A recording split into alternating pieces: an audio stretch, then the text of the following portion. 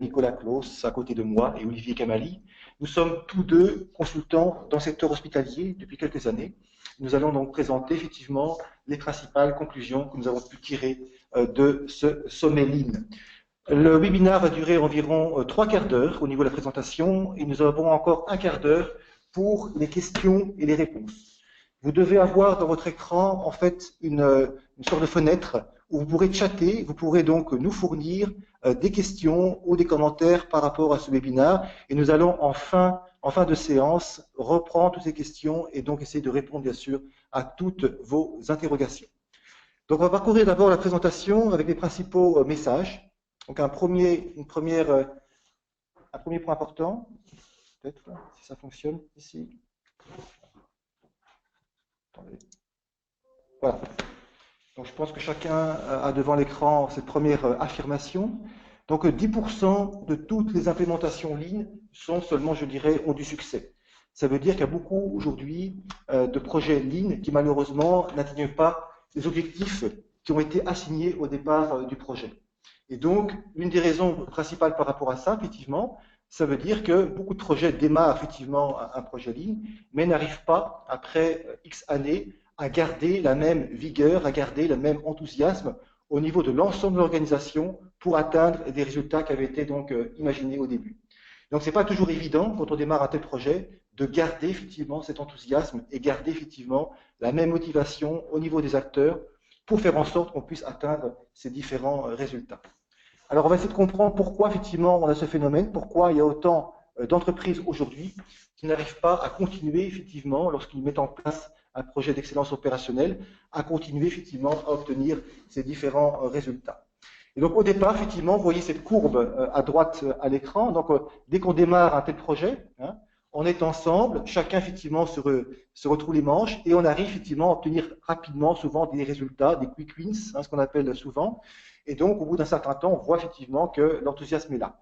Le problème, c'est comment faire, au fil du temps, pour garder cette motivation, sachant que le contexte peut être compliqué, surtout au niveau d'un hôpital, où il y a beaucoup d'autres projets qui vont arriver.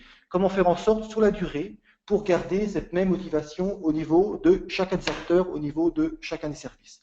Et on se rend compte qu'il y a beaucoup, malheureusement, d'entreprises ou d'hôpitaux qui, après avoir lancé une démarche Lean ou d'excellence opérationnelle, après un certain temps, effectivement, voient que les résultats ne sont plus à la hauteur ou qu'on voit du découragement au niveau des principaux acteurs du projet. Et donc, pour voir un peu pourquoi, effectivement, on a un tel découragement, quelles sont les raisons principales qui font que beaucoup de projets, malheureusement, vont soit échouer, soit pas forcément atteindre les résultats qui avaient été donc escomptés au départ. Et l'un des points principaux que l'on voit au niveau de des raisons pour lesquelles ces projets n'arrivent pas à atteindre le résultat au départ, c'est surtout la partie leadership. Il faut effectivement garder du leadership, aussi bien au niveau des chefs de service, par exemple, qui vont devoir animer ces techniques Lean au niveau de leur service, mais aussi au niveau de la direction. Il faut qu'à chaque niveau hiérarchique, on puisse garder cette motivation, on puisse avoir cette gouvernance qui permet de faire en sorte que le Lean va continuer sur la durée. Donc, une des raisons majeures pour l'instant, c'est effectivement ce manque de leadership, soit à un niveau, je dirais, terrain, soit à un niveau intermédiaire, ou même au niveau de la direction. La logique, c'est qu'effectivement, la direction donne l'exemple en faisant ce qu'on appelle des Gemba Walk, naturellement, pour faire en sorte effectivement qu'on a cette motivation à tous les niveaux, à toutes les strates de l'organisation.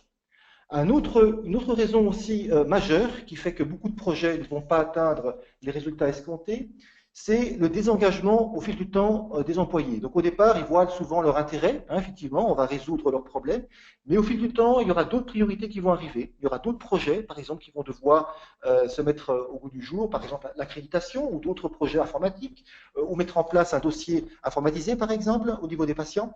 Et donc, ce n'est pas toujours évident de se dire, on va garder du temps pour continuer à résoudre les problèmes du terrain, pour continuer effectivement à garder de l'énergie pour le projet Lean.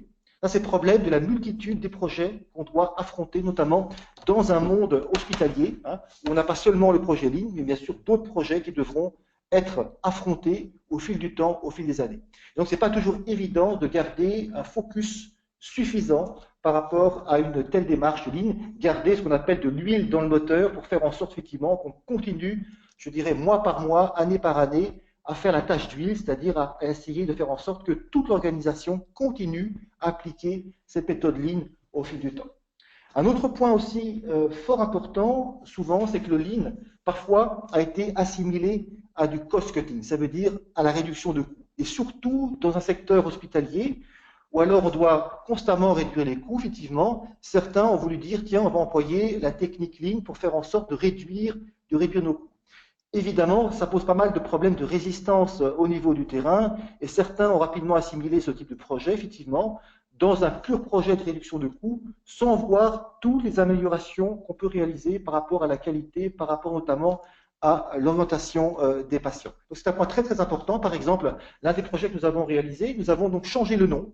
On n'a pas employé la technique Lean, mais plutôt l'excellence opérationnelle, pour avoir un nom différent, effectivement, du nom Lean, qui a souvent une connotation négative en Belgique notamment, et surtout dans le secteur privé. Donc c'est un point aussi important, je dirais, de faire en sorte que l'on ait le bon vocabulaire et aussi des messages qui soient porteurs et qui puissent en fait stimuler, je dirais, les employés au sein d'une organisation. Alors, effectivement, un autre point aussi important, on a parlé du leadership tout à l'heure, c'est qu'on se rend compte que dans la plupart des organisations, près de 95%, on s'aperçoit que les collaborateurs ne sont pas suffisamment conscients ou ne comprennent pas la stratégie qui est prise par l'entreprise. Là, on ne parle pas, bien sûr, du niveau des managers, mais on parle surtout au niveau des collaborateurs du terrain. Dans quelle mesure n'importe quel collaborateur du terrain, qu'il ait une fonction de frontline, par exemple, de guichet, hein, ou simplement un collaborateur administratif, ou éventuellement quelqu'un qui fait le ménage, par exemple, soit conscient, effectivement, des objectifs à long terme d'une organisation et comprenne quel est son apport dans la tâche qu'il réalise au quotidien par rapport aux objectifs et à la stratégie à long terme de l'organisation. Et c'est un point très important, hein, c'est aussi une des raisons d'échec pour lesquelles les projets Lean n'arrivent pas toujours à atteindre les résultats escomptés, par le fait qu'ils n'arrivent pas à comprendre effectivement l'amélioration proposée par le projet Lean par rapport à la stratégie globale de l'entreprise. En quelle mesure ce qu'on va améliorer sur le terrain aura un impact significatif effectivement sur les objectifs à long terme de l'organisation. Donc c'est un point très très important effectivement d'arriver à faire en sorte que la stratégie soit comprise au niveau de l'organisation. Je prends un exemple pratique. Dans la plupart des hôpitaux, effectivement, le focus au niveau des patients est un objectif stratégique clairement affiché. Malheureusement, il y a très peu d'hôpitaux qui arrivent à décliner cet objectif au niveau de chaque collaborateur, au niveau de chaque service. Comment arrive-t-on à traduire ce focus au niveau des patients, au niveau, par exemple, d'une nettoyeuse, d'un collaborateur administratif, d'un infirmier, d'un kiné, d'un médecin, etc. Donc, ce n'est pas toujours évident d'arriver à implémenter ces stratégies à travers l'ensemble des strates de l'organisation et faire en sorte que les gens comprennent effectivement comment l'objectif stratégique peut être réalisé à travers les actes et les faits de chaque personne au sein de l'organisation. Alors, dans la slide qui suit, ce qui est important, c'est de comprendre pourquoi certaines entreprises, hein, qu'on voit au-dessus, arrivent effectivement à obtenir des résultats bien meilleurs que d'autres, hein, qui sont en dessous de la courbe, qui, au fil du temps, on voit que les résultats ne sont pas forcément à la hauteur des espérances. Les entreprises qui sont en dessous de la courbe, effectivement, sont souvent celles qui ont mis en place ce qu'on appelle les quick wins, donc des gains rapides grâce notamment aux techniques Lean, mais qui, au fil du temps, malheureusement, s'essoufflent. Hein, ça retombe un peu comme un soufflet, et on s'aperçoit effectivement que les gains qui ont été réalisés sont de courte durée et n'arrivent pas à perdurer effectivement dans le temps. À l'inverse, quand on voit la courbe supérieure, ce sont des entreprises, hein, les meilleurs élèves de la classe, qui non seulement ont arrivé à mettre en place des quick wins, mais aussi des innovations très importantes, hein, véritablement, qui ont permis de créer des sauts qualitatifs. Et en plus, souvent, ils ont mis en place un climat favorable qui permet d'innover constamment au niveau de l'entreprise et au niveau de l'hôpital. Et souvent, ce sont ces meilleurs élèves qui arrivent à continuer de manière exponentielle à obtenir des résultats et continuer ces projets, effectivement, dans la durée. Alors, nous allons maintenant introduire un modèle, ce qu'on appelle le modèle Shingo, qui permet effectivement de comprendre pourquoi, effectivement, qu'est-ce qui distingue une entreprise meilleure de sa classe, donc qui fait en sorte qu'on arrive à continuer à obtenir des très bons résultats dans la durée, alors qu'il y a d'autres entreprises qui ont mis en place des techniques Lean qui, malheureusement, on s'aperçoit au bout d'un certain temps, que les résultats retombent. Hein. Et donc, un institut américain a créé ce modèle Shingo, effectivement. Au départ, ça vient de gourous japonais, donc le membre fondateur est un japonais. Il a essayé de comprendre à travers des centaines d'entreprises ce qui les différencie, qu'est-ce qui fait qu'une entreprise arrive à continuer à avoir des résultats positifs, alors que d'autres, au contraire, qui ont essayé de mettre en place aussi de l'excellence opérationnelle, malheureusement n'arrivent pas à atteindre les principaux résultats. Dans ce modèle, on voit effectivement, je dirais, quatre pièces du puzzle importantes. On voit d'abord en bas les tools, ça veut dire on met en place toute une série de techniques, par exemple techniques lean, pour faire en sorte d'améliorer les résultats. La partie droite, les systèmes, il faut mettre en place autour des techniques lean, naturellement, tout le modèle de gouvernance qui va avec. Malheureusement, ce qui manque principalement, c'est la pièce du puzzle du centre, c'est la culture. Malheureusement, souvent, la culture n'est pas suffisamment travaillée quand on met en place des techniques d'excellence opérationnelle, et on s'aperçoit que la culture agit de manière négative. Ça veut dire agit comme un frein par rapport à tous les tools qu'on a pu mettre en place et le système de gouvernance qu'on a mis pour atteindre les meilleurs résultats. Et donc, cet institut Shingo a essayé de comprendre effectivement que la culture a un rôle essentiel. Comment peut-on maintenant définir cette culture? En fait, la culture, c'est la somme de tous les comportements individuels de chaque employé. Qu'il s'agisse effectivement, par exemple, pour un hôpital, d'une infirmière, d'un médecin, d'un collaborateur administratif, d'une personne de l'accueil, un téléphoniste, etc. C'est l'ensemble de ces comportements individuels qui va former cette culture. Et cette culture, effectivement, elle sera parfois facilitante, elle permettra d'atteindre des résultats meilleurs, ou parfois, au contraire, elle va agir comme un frein et va faire en sorte, effectivement, qu'on ne va pas atteindre forcément les résultats escomptés ici. Voilà. Donc, c'est important au niveau de cette culture, effectivement, c'est que l'un des grands principes ou les grandes idées, je dirais, de l'Institut Shingo, c'est se dire, effectivement, qu'on va atteindre l'excellence que si la culture elle-même est excellente. Ça veut dire que les résultats d'excellence ne seront atteints que si la culture est en phase et va permettre, effectivement, de faciliter l'excellence. Alors, au niveau d'un hôpital, bien sûr, la culture est très particulière. Hein. On est effectivement dans du non-marchand. Hein. On a bien sûr un objectif social, naturellement, hein, de traiter les patients, naturellement. Donc cette culture sera toujours en lien avec ça. Mais ça ne suffit pas. Il faut aussi que la culture permette effectivement d'atteindre des résultats, de trouver des solutions, notamment au profit des patients. Donc la culture est un système complexe qui va faire en sorte que chaque personne, à travers ses faits et ses gestes, va permettre de faire en sorte d'employer les bons systèmes, les bons tools, pour atteindre effectivement les meilleurs résultats escomptés ici. Un autre point aussi très important au niveau de la culture, on s'aperçoit que tous les systèmes, finalement, vont façonner la culture. Par exemple, si on a une culture très ouverte, une culture de feedback, une culture où chacun, par exemple, peut apporter des idées d'amélioration, et si au contraire, nous avons des systèmes extrêmement cadenassés, par exemple, une gouvernance très hiérarchisée, effectivement, les systèmes vont à l'encontre de la culture qu'on veut promouvoir. Et donc, ça veut dire, effectivement, que tôt ou tard, la culture va être influencée par l'ensemble des systèmes qu'on met en place, et de manière parfois positive ou de manière négative. Et donc, si nos systèmes, malheureusement, nos procédures, par exemple, notre fonctionnement, nos systèmes de réunion, effectivement, va à l'encontre de la culture qu'on va promouvoir, on va s'apercevoir que tôt ou tard, effectivement, cette culture va malheureusement être influencée d'une manière positive ou négative, et pas forcément, bien sûr, dans l'idée d'avoir des résultats les meilleurs possibles ici. Alors, un point donc important, effectivement, c'est que, au-delà de ces 4 pièces du puzzle, l'Institut Shingo a proposé des principes directeurs. Toute une série de principes qui va faire en sorte, donc, sur de guides méthodologiques, qui va faire en sorte qu'on va pouvoir travailler sur les différentes pièces de ce puzzle. Comment va-t-on faire en sorte, effectivement, d'atteindre les meilleurs résultats grâce au système, grâce bien sûr aux tools, mais aussi grâce à une culture qui soit facilitante. Et donc, ils ont proposé toute une série de principes directeurs qui va permettre, par exemple, d'avoir effectivement ces résultats à travers l'ensemble de ces systèmes-là. Par exemple, un des principes directeurs, je dirais, de Shingo, c'est l'humilité du manager. Par exemple, que le manager doit être quelqu'un très proche du terrain, qui doit régulièrement, par exemple, poser des questions aux collaborateurs, effectivement, être à l'écoute, être aussi une fonction d'exemple par rapport à ses collaborateurs. Ça devient finalement un coach. Hein. Il va essayer de stimuler la créativité, il va stimuler le fait que l'ensemble des collaborateurs vont apporter des solutions par rapport aux différents dysfonctionnements.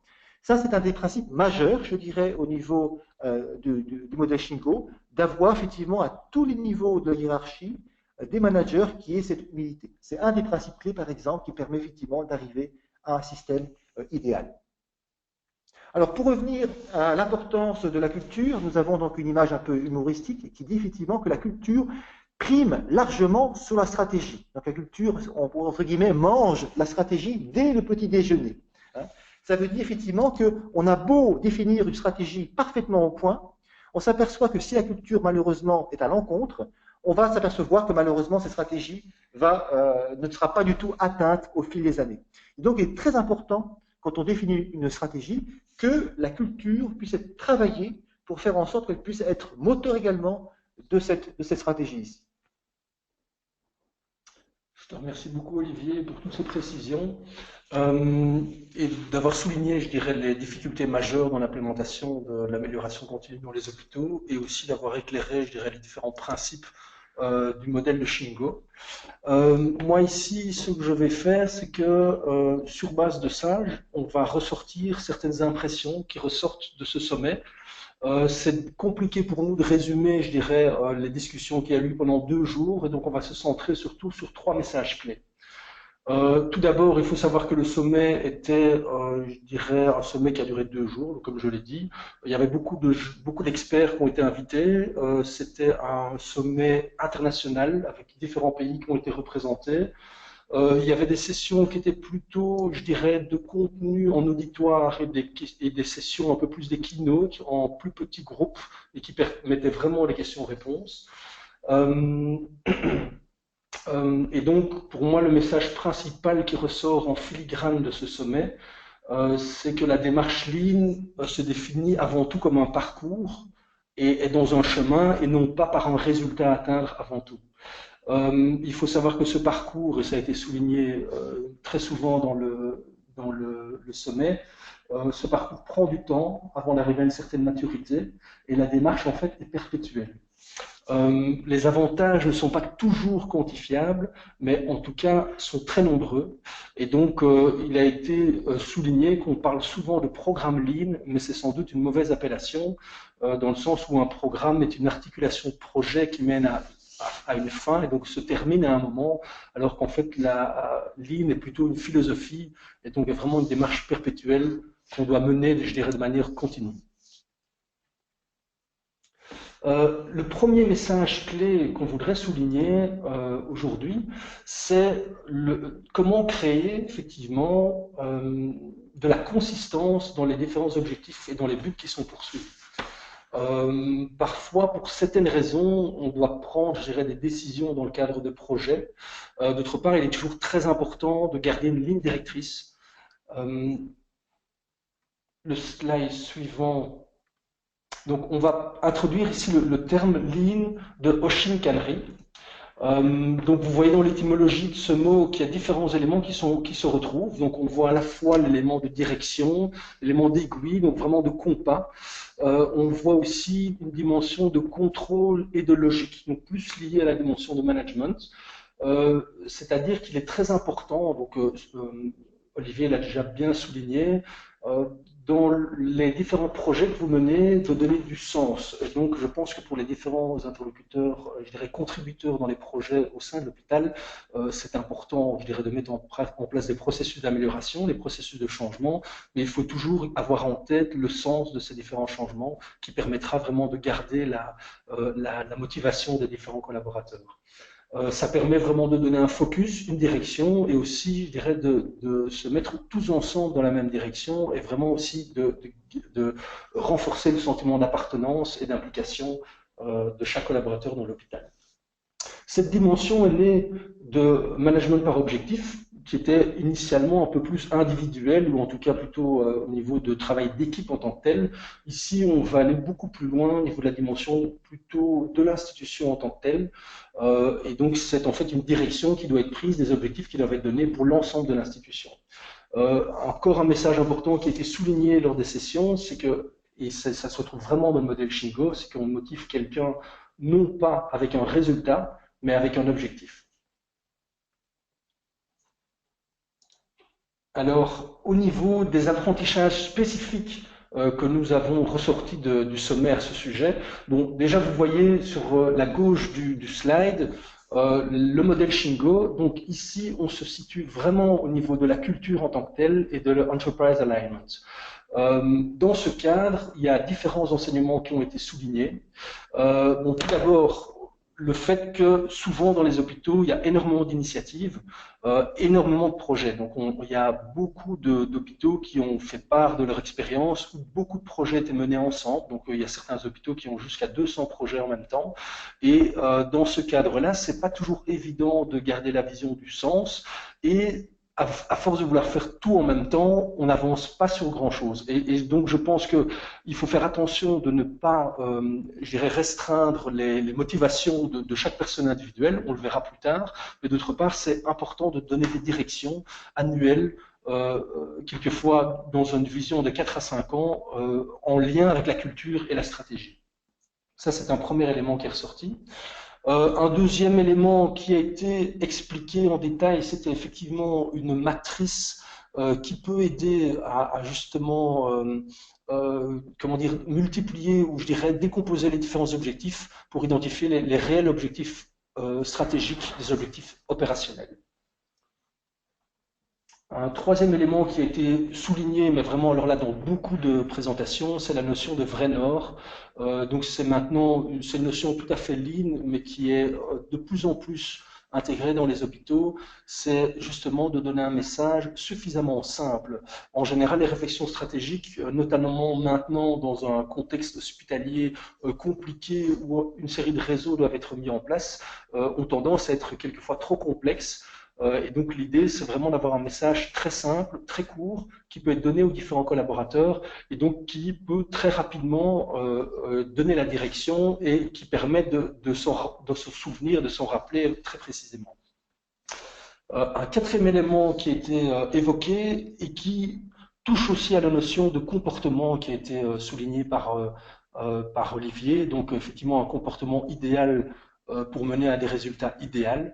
C'est ici une matrice qui a été présentée où je dirais les types de comportements qui sont attendus par différents profils, donc par des managers, par des infirmiers, par les différentes lignes de responsabilité dans l'institution, ont été traduits de manière très précise. Et donc, on a ici des objectifs de comportement qui sont clarifiés, qui ont été clarifiés avec les différents acteurs, et donc ça permet d'avoir une matrice et d'une certaine manière, au final, pouvoir mesurer, je dirais, la mise en place de ces comportements, et donc de pouvoir aussi mesurer la mise en place de la culture au sein de l'institution.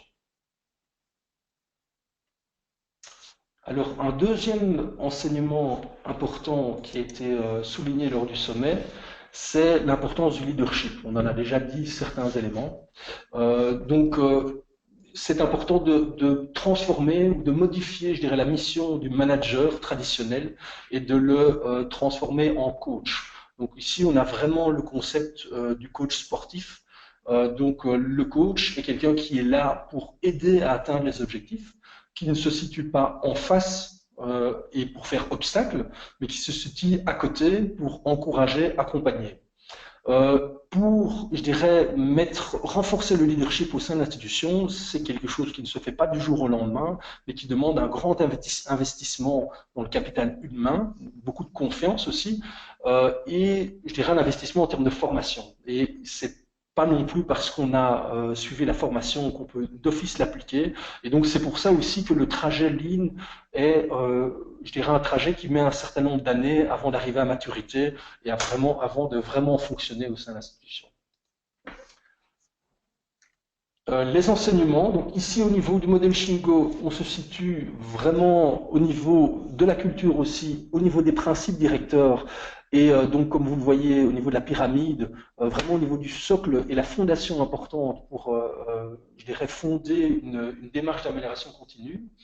Les différents enseignements lors lors de la session était donc tout d'abord un premier élément. Vous voyez sur le slide qui est présenté que la stratégie en tant que telle, bon, c'est très bien de la définir, c'est très bien de s'assurer de son exécution, mais d'autre part, si dans la définition de cette stratégie, on n'a pas eu un processus, je dirais, participatif où on prend en compte aussi le point de vue et l'acceptation des différents collaborateurs, c'est assez compliqué. Et donc, c'est en tout cas un premier enseignement, c'est dans la définition de la stratégie, d'avoir vraiment une réflexion participative et de ne pas le faire, je dirais, uniquement au niveau d'un comité de direction, mais de s'assurer que, je dirais, les différents métiers sont suffisamment représentés et qu'on on définit bien une stratégie, je dirais, en lien avec les réels problèmes du terrain. C'est un premier message important. Un deuxième message qui a été souligné, toujours dans cette lignée, c'est le besoin, effectivement, pour la direction, ou je dirais en tout cas les différents niveaux de management au niveau de l'hôpital, de suffisamment connaître le terrain. Et donc, il y a la notion de Gemba qui est soulignée, qui est un concept moteur, je dirais, au niveau du Lean. L'idée, c'est pour le manager, sortir de son bureau, aller le plus possible, je dirais, rencontrer le terrain, non pas pour solutionner, donc c'est aussi très important d'avoir la posture et l'attitude adéquate lors de ce genre de trajet, mais le but n'est pas de solutionner, mais le but est d'écouter, d'observer et donc de mieux connaître le fonctionnement du terrain, la réalité du terrain, et de peut-être aussi pouvoir bien comprendre les comportements qui sont mis en œuvre, et donc de pouvoir voir aussi en quoi la culture est vraiment réellement perçue sur le terrain en tant que tel. Donc ça, c'est un élément vraiment essentiel. Il y a toute une série d'outils, et notamment dans la formation Shingo et dans les principes Shingo, c'est vraiment clarifier le type d'attitude qu'il faut avoir dans cette démarche. Mais d'autre part, l'important, c'est de le faire. Il ne faut pas non plus, je dirais, trop de préparation. L'important, c'est d'avoir l'attitude positive, mais je pense que c'est aussi très important pour les collaborateurs sur le terrain de voir que le management et les responsables sont présents sur le terrain et ça donne aussi énormément d'importance à leur travail. Eux qui sont en lien direct, je dirais, avec le patient. Un troisième enseignement qui a été souligné va être en fait détaillé dans le slide suivant. Et alors un quatrième enseignement, donc vous voyez ici, c'est un peu dans le même ordre d'idée que la matrice qu'on avait vue pour l'enseignement précédent, c'est différents comportements qui ont été ici détaillés pour favoriser, par exemple, le leadership.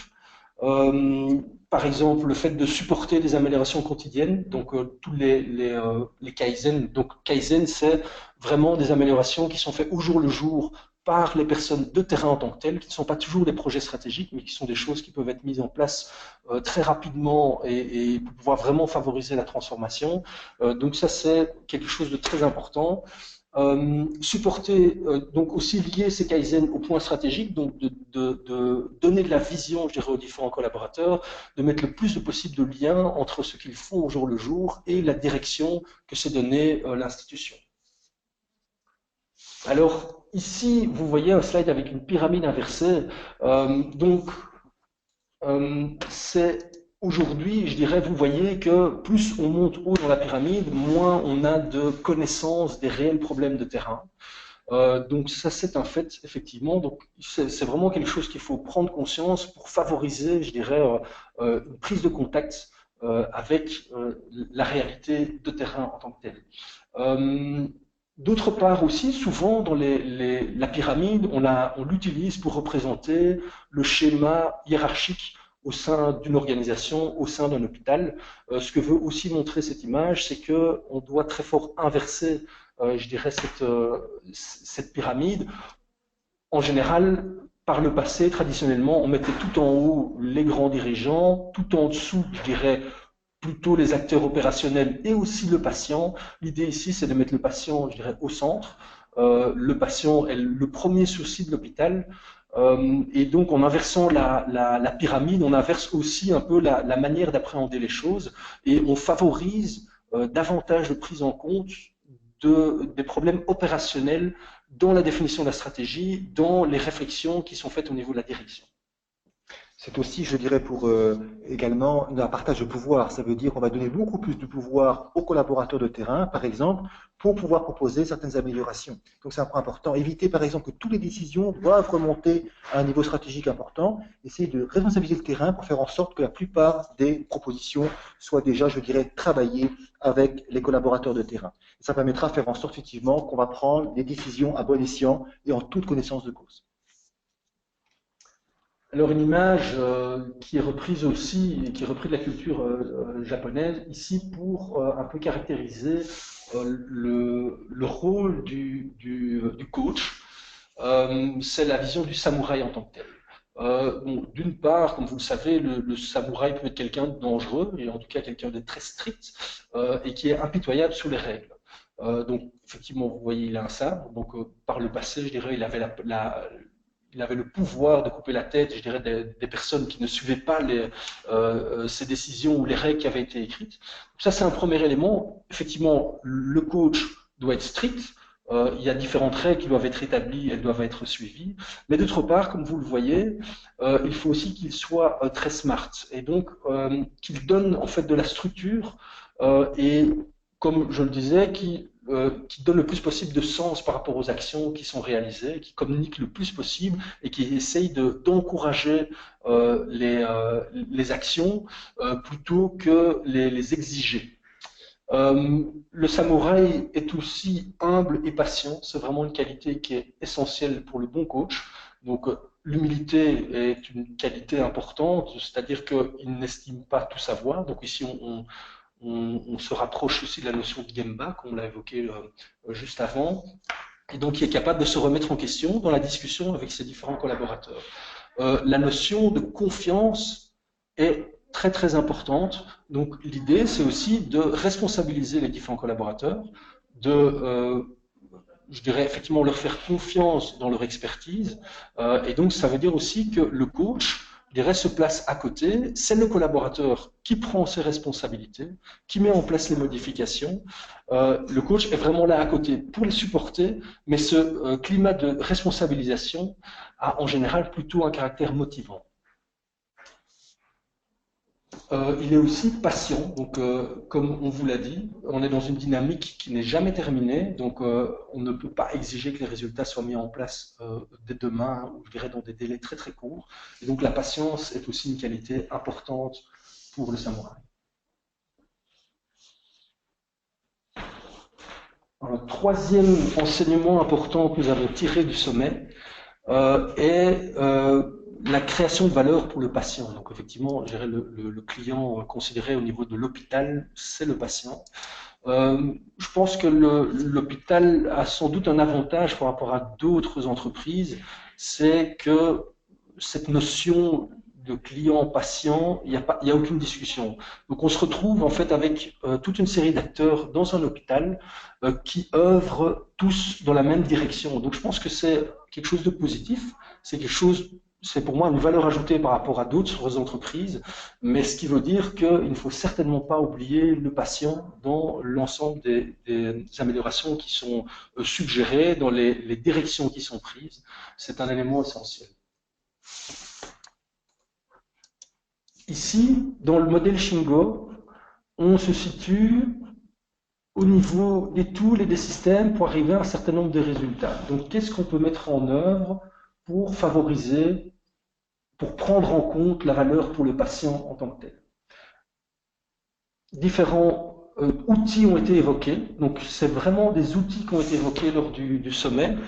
Donc, on a par exemple ici, vous avez une visualisation, je dirais, de l'évolution du nombre de scanners aux urgences. Donc, c'est en tout cas une manière de voir l'évolution des résultats. Une méthodologie telle que la méthodologie A3 a été évoquée. Donc, c'est une méthodologie importante dans le Lean, donc qui permet de visualiser, je dirais, l'ensemble d'éléments importants dans le cadre d'une amélioration sur une seule page. Donc on a à la fois une description précise du problème, une analyse précise des causes racines, donc des réelles causes pour ces problèmes, et sur base de ça, une identification d'objectifs précis et d'un plan d'action précis avec un certain nombre de responsables et un certain nombre d'échéances qui sont indiquées. Donc ça, c'est vraiment un outil essentiel dans le cadre du Lean. Il a aussi été évoqué et mis en avant le fait de réaliser des Kaizen workshops. Donc, pour rappel, comme je l'ai dit, les Kaizen, c'est les petites améliorations au jour le jour qu'on peut mettre en place. L'idée ici, c'est de proposer des sortes d'échanges d'expériences sur la mise en place de ces Kaizen. Et alors, vous avez ici une photo, je dirais, d'un tableau d'amélioration qui est mis en place dans un quartier opératoire.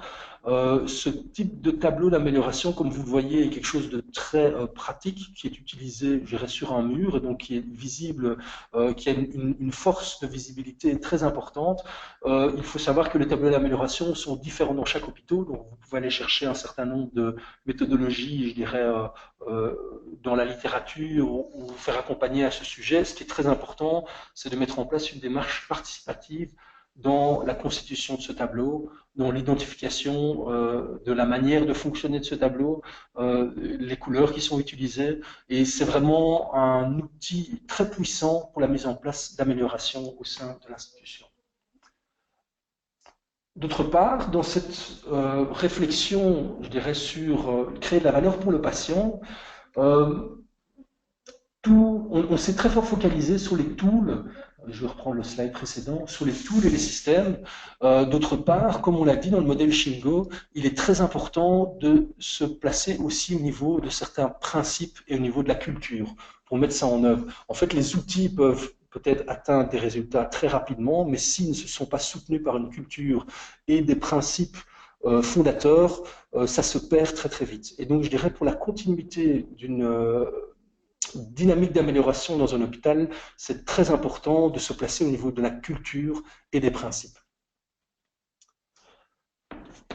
Donc c'est ce qui est repris ici dans le modèle Shingo et c'est ce qui a été évoqué précédemment par Olivier. Donc on l'a aussi suffisamment souligné, le modèle Shingo donc, se place au niveau de la culture, mais vraiment dans l'identification des comportements qui peuvent incarner cette culture et de l'identification précise. Et donc effectivement dans le but d'avoir une dynamique, je dirais, qui perdure et non pas qui s'estompe et qui s'essouffle après un certain temps. Ici, on est dans un slide très important qui permet de voir effectivement comment, je dirais, garder aussi l'adhésion des différentes personnes qui sont impliquées dans la dynamique d'amélioration. Donc, vous voyez sur ce tableau différentes boules et différents, en fait, impacts grandeur d'initiatives et de projets. Donc vous voyez qu'à différents niveaux, chaque personne peut mettre en place des améliorations à son niveau. Donc c'est ce qui est schématisé par les petites boules. Donc c'est très important de quand même garder cette culture du changement. D'autre part, il y a un certain nombre de résultats exceptionnels, de grands projets qui doivent être menés au sein de l'institution. Et ça doit aussi être un petit peu le moteur, je dirais, et c'est très fort lié à la stratégie en tant que telle. Et donc, c'est important de garder, je dirais, ces deux dynamiques au sein de l'institution pour garder suffisamment d'implication de l'ensemble des acteurs. Dans le modèle Shingo, il y a vous connaissez les KPI, donc les indicateurs de performance. En général, sur des gros projets, il est possible de mettre un certain nombre d'indicateurs de performance, donc de définir très précisément les objectifs à atteindre et de pouvoir les mesurer au fur et à mesure de l'évolution du projet. Par contre, dans le modèle Shingo, il y a la notion de KPI qui ressort, donc un peu une analyse, une sorte d'indicateur de la mise en place des comportements qui permettent de fonder la culture. Peut-être important de noter là-dessus, c'est que Le problématique en fait des petites boules, c'est qu'on n'a pas de retour sur investissement. Donc le KPI, si on mesure souvent pour chaque petite boule, par exemple, le return, on s'aperçoit effectivement que ça n'aboutit pas forcément quand on prend une petite boule, comparé par exemple aux boules moyennes ou aux grandes boules. Et souvent, l'erreur qu'on fait au niveau d'un comité de direction, c'est se focaliser sur les projets importants, évidemment, qui ont des returns importants, évidemment, sans effectivement regarder ce qui se passe au niveau du terrain, les petites boules. Et si effectivement le terrain aujourd'hui est pollué en permanence par des petits problèmes qui ne sont pas résolus, il ne sera pas après, je dirais, mobilisé pour participer à des projets plus importants où il doit innover. Et donc l'idée de travailler sur les petites boules, donc les fameux KBI, au niveau des comportements, c'est de faire en sorte que le terrain soit effectivement dépollué, si on pourrait dire, des problèmes quotidiens, créer un terreau favorable qui va permettre après, au niveau des collaborateurs, de pouvoir s'investir efficacement également dans des projets, je dirais, de taille moyenne ou des grands projets avec une culture favorable, une culture orientée solution. Donc c'est un point important, c'est un équilibre entre effectivement résoudre les problèmes du terrain, hein, mais aussi travailler également sur des projets qui ont alors un retour sur investissement beaucoup plus important et qui va permettre de pouvoir innover au niveau de chaque hôpital. Et donc on voit ici aussi très bien la dynamique importante et l'équilibre qu'il faut avoir entre une approche, je dirais, plus top-down et aussi bottom-up. Donc c'est très important d'avoir ces deux dynamiques prises en compte dans l'institution. Euh, en exemple de KBI, donc par exemple, si maintenant dans la culture, le patient est souvent mis en avant, donc le fait de prendre en compte le point de vue du patient dans les différentes améliorations, c'est des choses qui peuvent se mesurer très précisément. Et donc pour ça, la matrice qui a été montrée au début, qui clarifie et je dirais qui explicite précisément le comportement qui est attendu par chaque niveau de responsabilité pour incarner la culture est un outil important et aussi par après pouvoir mesurer, je dirais, l'atteinte des résultats. Donc, voici pour les trois messages essentiels qui ont été évoqués lors du sommet. Euh, Maintenant, ce qu'on vous propose de faire, c'est de parcourir un certain nombre de questions qui ont été évoquées lors du sommet, des questions, je dirais, importantes et qui sont revenues à plusieurs moments. Euh, Une des questions qu'on vient, je dirais, d'obtenir, par exemple, c'est comment continuer à favoriser l'engagement du personnel dans un contexte hospitalier difficile. Donc, comment faire en sorte, effectivement, que le personnel continue à être motivé dans ses projets d'amélioration, malgré le fait, effectivement, que le contexte est extrêmement changeant et compliqué dans un hôpital. D'autant plus qu'on est dans un, je dirais, dans un contexte aussi financier au niveau de la vision des hôpitaux, je dirais, dans le futur. euh, est assez complexe et donc effectivement ça ne favorise pas toujours cette dynamique d'amélioration. L'élément effet tache d'huile a déjà été souligné, donc je pense que des choses qui ont été dites, des questions, des réponses qui ont été apportées, c'est de dire bon, pour favoriser l'engagement, faire perdurer l'engagement, continuer par réaliser un certain nombre de pilotes, mais favoriser le plus possible de visibilité sur, je dirais, le bien fondé de ces transformations, sur les résultats qui sont apportés. Donc l'élément de visibilité de choses qui sont réalisées dans certains secteurs de l'hôpital par rapport à d'autres secteurs est très important et un cadre vraiment très motivant. Donc en tout cas, ça permet de motiver les acteurs de dire ok, c'est possible de faire des changements, c'est possible de le réaliser. Et autre point, je pense, important, c'est le rôle également du management, hein. Comme disait donc Nicolas, le rôle de coach est fondamental. Si effectivement on a un chef, par exemple, de service qui n'est pas convaincu des méthodes Lean, on va bien s'apercevoir que les collaborateurs vont aussi s'essouffler. Si à l'inverse, par exemple, le chef de service sera toujours, je dirais, partie prenante, va toujours faciliter en fait l'initiative prise par différents collaborateurs et l'émergence de nouvelles idées, de l'innovation, effectivement, on aura une fonction d'exemple et les collaborateurs continueront alors, je dirais, à travailler dans cette direction-là. Donc je pense que la direction à tous les niveaux de la hiérarchie a un rôle fondamental pour pouvoir, je dirais, faciliter ce travail, je dirais, vers l'amélioration continue.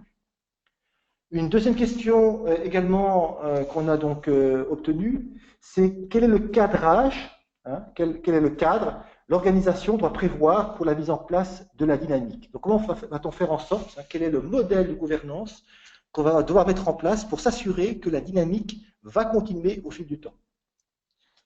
Et donc ici, dans ce cadre-là, il y a beaucoup, enfin, ce qui a beaucoup été évoqué, c'était est-ce qu'on doit se faire aider, je dirais, d'un externe, d'un facilitateur externe pour mettre en place cette dynamique. On a senti dans certains cas un certain scepticisme sur l'ajout d'un externe pour faciliter ces changements. Il a été évoqué, je dirais, le rôle d'un sensei, donc terme qui est utilisé au sein du lean management, en contradiction avec l'activité d'un consultant externe. Donc, ce qui a été dit, c'est que le sensei est plutôt quelqu'un qui va pas vous mettre à l'aise, qui va, je dirais, vous montrer les différentes failles de votre organisation. Ce qui a été dit aussi, c'est que le consultant, par contre, lui, en général, va vous dire ce qui vous plaît. Bon, maintenant, c'est une certaine perception du consultant en tant que tel. Je pense qu'en tout cas, il appartient, je dirais, à l'hôpital de choisir ses consultants.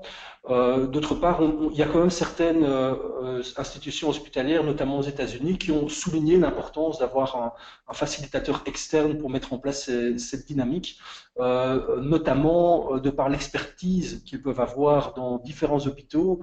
En tout cas des différentes techniques d'implémentation. Mais ce qui est essentiel, c'est que la mission du consultant ici apparaît comme un facilitateur et au final doit disparaître le plus possible, être de moins en moins visible. L'important, c'est que différents ambassadeurs, facilitateurs, des champions au niveau de l'hôpital soient formés et permettent de faire perdurer la dynamique.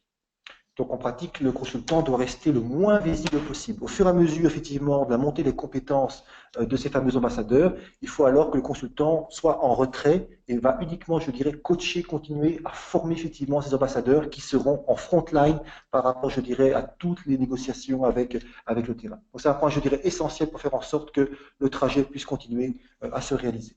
Encore une petite précision en termes de délai. Donc, les différents hôpitaux ont tous souligné que avant d'arriver à une réelle maturité dans ce type de culture, en tenant compte effectivement du modèle Shingo, comme on l'a souligné, je dirais en le faisant, je dirais en travaillant à la fois sur la culture, sur les comportements, mais aussi sur les outils et les systèmes, c'est quelque chose qui met certainement 2 à 3 ans avant d'arriver dans un processus mature de transformation dans l'institution. On a aussi donc une autre question, mais qui a également été mentionnée pendant, je dirais, le séminaire, c'est quel est le lien entre le Lean et l'accréditation? Est-ce qu'il n'y a pas des éléments, je dirais, parfois contradictoires entre une démarche Lean et une démarche d'accréditation au sein d'un hôpital? Ça a effectivement été posé très souvent. On ne peut pas dire qu'il y a une ligne directrice qui en est ressortie, mais en tout cas, il y a quelques pistes de réflexion. Bon, l'accréditation, je pense que ce qui est important, c'est de considérer l'accréditation comme un moyen et non comme une fin.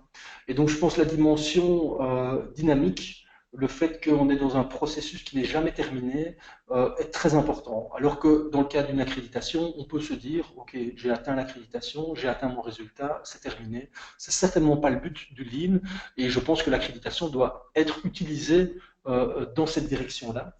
Ce qui a aussi été dit, c'est que le Lean, je dirais, se demande pourquoi le faire, donc les éléments de culture et de comportement, se demande comment le faire, donc quels sont les outils et les systèmes, alors que l'accréditation se pose juste la question du quoi, donc qu'est-ce qui est fait. Et donc, comme je l'ai dit, on est dans un contexte hospitalier actuel où l'accréditation est incontournable.